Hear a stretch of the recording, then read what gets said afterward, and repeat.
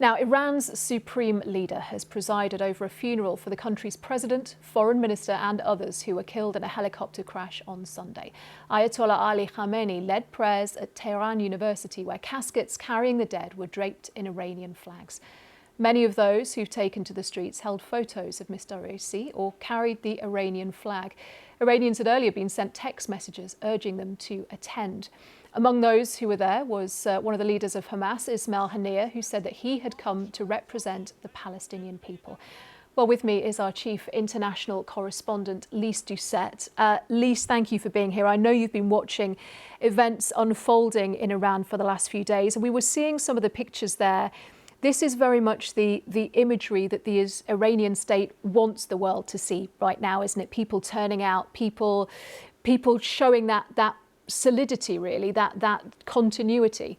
This is almost a signature image of Iran that has really been shown across the world ever since the Islamic Revolution of 1979, where there were millions of people on to the streets.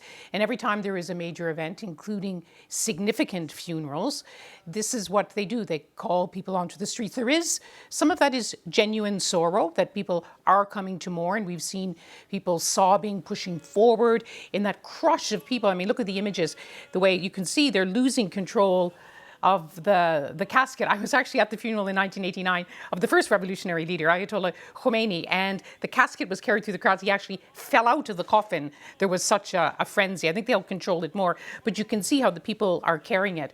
This is not just allowing people to mourn. It is also a moment, as you say, for the Islamic Republic, for its ruling conservatives, to project power, to project unity, to project continuity, because they are doing it in the midst of what have been posts on social media of people celebrating.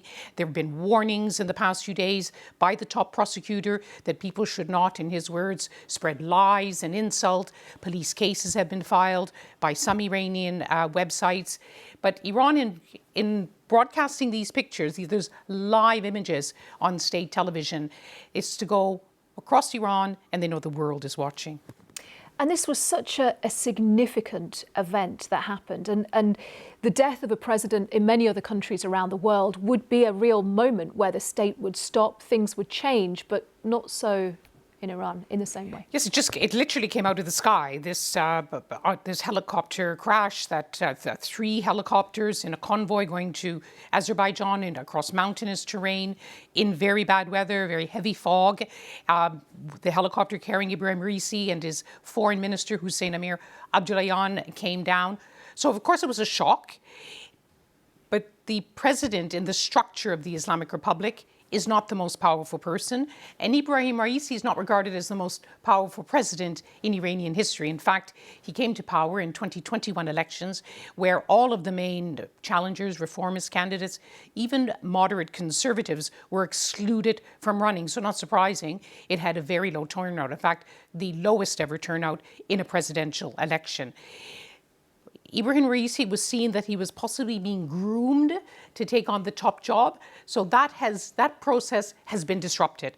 They will be scrambling now to find a person in the same mold as Ebrahim Raisi, hardliner, conservative, ideological, loyal, absolutely loyal to the supreme leader, to replace him.